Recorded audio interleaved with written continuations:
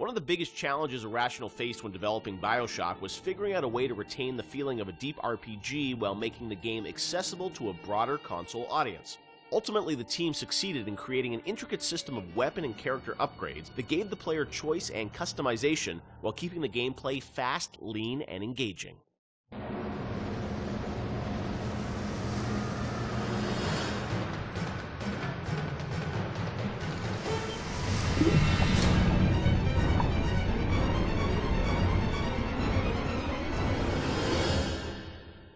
One of the hallmarks of BioShock, to me at least, was that it really blended RPG and sort of first-person action game together in a way that, is sort of standard today, but a decade ago was really pretty revolutionary. And I know for the team, I think at some point it became clear that you wanted this to work on consoles, not on PC, right? Well, both, yeah. Yeah.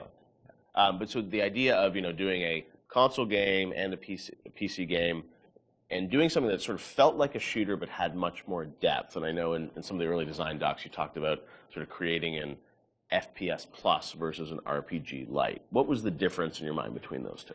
I think for us, the big difference between System Shock and BioShock ended up being that System Shock was more about your character growth and BioShock was more about the environment. Because with System Shock, we really didn't have System Shock 2. We didn't really have either our team to make enough assets or the visual power to sort of make a really convincing environment. But as we started working on BioShock, the art team was so strong that the ability to tell a story within the environment became the most important thing about the game. And that was sort of not something we thought right at the beginning. That was not really a concept we had.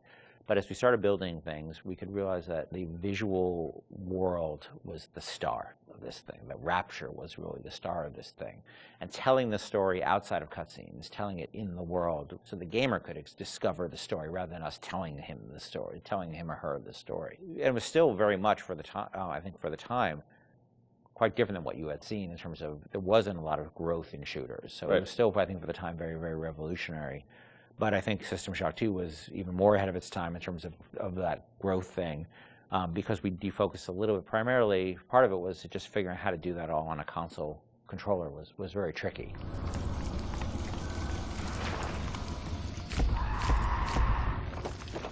No, I remember even the early demos, people like, you see a Plasmid, you see like a upgraded weapon, people are like, oh, I've never seen that before in a shooter. And that was, when you were coming out of the sort of, the Quake, Doom, Half-Life, where it's like you have, 8 weapons on the keyboard and you sort of knew what they were and they weren't going to change. Yeah. Sean, was that something that, from a sort of creative standpoint, was it always clear that that was something you guys wanted to do, or it evolved over time because you wanted to have more depth in the game? I mean, it certainly evolved over time, and each upgrade path was slightly, had its own unique challenges. Like certainly upgrading the weapons, you had to design a base weapon that didn't feel like crap.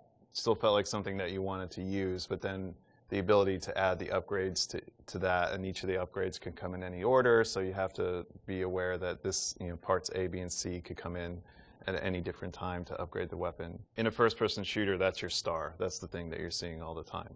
When it comes to other things, plasmids, things that are, Tonics. Tonics, yes, sorry. It's been a while. Come on, Sean. I know, it's 10 years. Those things were more offloaded to machines that you would then have to interact with, so you're not carrying the inventory around with you. But each of these decisions on how we're going to upgrade the player, it wasn't like a mouse and keyboard. Okay, we can just use the mouse, and you have all these buttons at your disposal. You could arbitrarily point at a part of the screen really easily, which you could do in System Shock 2. Yeah, so we certainly learned trial by fire when we were trying to adapt these things to the console at the time. Yeah, and like having different ammo types and stuff like that. Like we went through numerous iterations of the interface to make it. Like we had the first times we sort of put the interface into play. It was very obtuse and very tricky to get your head around, and we just kept working on it and working on it and working on it because you want to feel like second nature. But we spent a lot of time on that.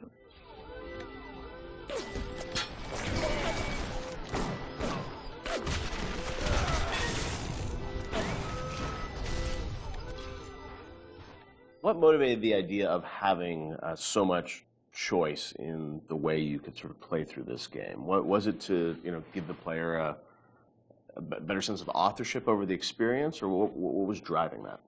I've always liked the idea of giving the player a lot of agency in terms of their play style and experimenting with the play style and trying different things and seeing what worked and didn't work and interacting with the environment. The notion that it's sort of a playground that you get to play around with and imprint your own desire on was great, because I think we were more skeptical about being able to do that with story at the time. In fact, so much to the point where that became almost like a joke. You know, that becomes the meta joke of the game of how little agency you have in your story. But agency in terms of how you play the experience and how you load out your weapons and how you interact with the environment, as compared to most shooters at the time, where basically like you can shoot them with the shotgun or shoot them with the the pistol. That was really important to us. So we spent a lot of time trying to make the world react in a way that you would expect and hope it to react when you tried something. Right. And some of those system or decisions we made about systems fed back into the narrative, like locking Adam behind Big Daddy and the little sister. Like, you can't get Adam unless you deal with the Big Daddy, which then becomes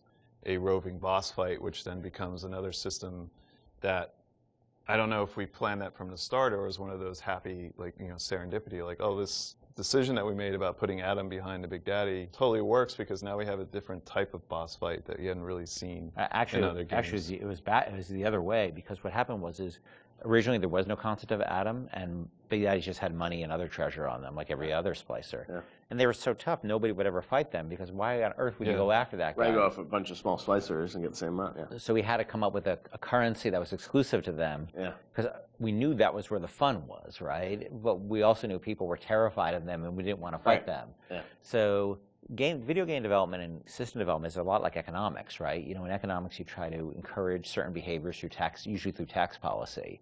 Well, you want business growth, so you lower taxes on certain segments of the business economy, or you want to encourage, people to move into this area, so you make incentives to move in here. We had to make an incentive for players to fight the Big Daddy, and Adam became that incentive. And then once you had this Adam, then you had a new piece of narrative, which they could then incorporate back into the story. Yeah. That old tasty Adam fucking drink. Stay away from her, or it is you who will be shot next. Easy now, Doctor. He's just looking for a wee bit of Adam. Just enough to get by. I'll not have him hurt my little ones. Talk a bit about the plasmids and the vending machines and that sort of whole approach to, I guess, what is kind of a tech tree, but, and coming from PC games, used to strategy games and whatnot, with very complicated ways of how you would upgrade things. I thought you guys did a really interesting approach to how you made it very accessible to a console audience. How did that evolve? Did you know the vending machines were going to be there from the get-go? Well, we had vending machines in System Shock 2, so we were sort of lifting that, and I always thought that was a fun notion because it's a affordance that people already understand. They see a vending machine, they know immediately, oh, that's where I buy stuff, right? Yeah. And you also then have to have a shopkeep. When we talked about wanting to make things, put limitations on ourselves so things felt fully believable. Yeah. If we had a shopkeeper sitting there, you can't shoot him. He sits there, he doesn't say anything. Right. And all of a sudden he feels fake. Where a vending machine, the Circus of Values machine, can feel 100% authentic. Despite the fact that it's selling like ammo and stuff like that, which is, But in an objective society where you don't have rules and regulations on that type of thing, it feeds back into the narrative. But you don't then break the fiction at all by having these characters who sort of don't really live and breathe in the world. So the vending machines became an important part of that, but we still want to give them character, and hence and so that clown image came from a piece of, that image is actually from like a fruit container or something from like the 1940s. Okay. And so we had a book of like royalty-free images, and I saw that image, and I'm like, let's put that clown on it, and we'll call it Circus of Values. And then, we wrote some lines for it, decided he'd be this sort of asshole clown, and then we hired the best actor in the world to play that part. That was me. My biggest Avengers, I didn't cost anything. I didn't know you were really. I was a clown. Yeah, I was a clown. I hear it in my head every day. My wife hates that voice. She hates that voice. You can give us a little of it right here. Welcome to the Circus of Values. She does not allow me to do that, so I'll do it outside of the house. Okay. But it allowed us to have something that felt very rich and very real, while being very limited at the same time.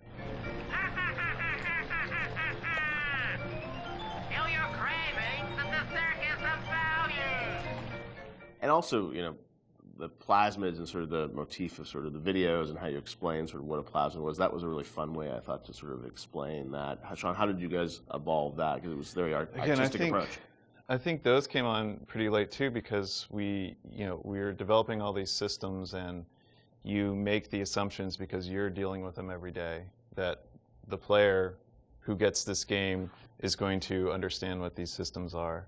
And we always joke that you can't ship a developer with a game, or you can't expect somebody to have a README file for all of these things. Nobody's understanding what these plasmids are or how to use them. How do we present these to the audience in such a way that they're going to understand what it is fictionally and what it is functionally? It was Rob Waters did a lot of the animations on those, and we sit down and we write out like a little 30-second commercial of what this thing is. And again, because going back to the narrative, this is what would happen in Rapture. People are trying to sell these things, so they would come up with commercials to explain why you need this. Using that as your framework, you can then come up with all of these little gags that people will remember, that have a little personality to them. But I think ultimately in the end weren't that expensive to create, because they're cheap. I think that one of the most important things about it is we didn't want them to be long, and we didn't have a lot of budget for the arts. We had like a couple of frames of animation in them essentially.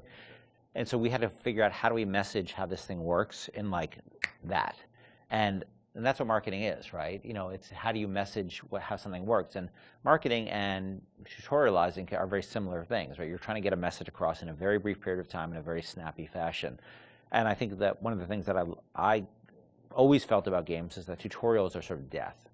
And because they're usually like, you go into a scene and there's like a shooting range or something like that, and narratively they never really make sense either. And they're so boring. And so we always try to put a big burden on ourselves of how do we train people while not letting them know they're being trained, and brevity is really important to that. So we had a bunch of art constraints on that, which also led to a bunch of writing constraints.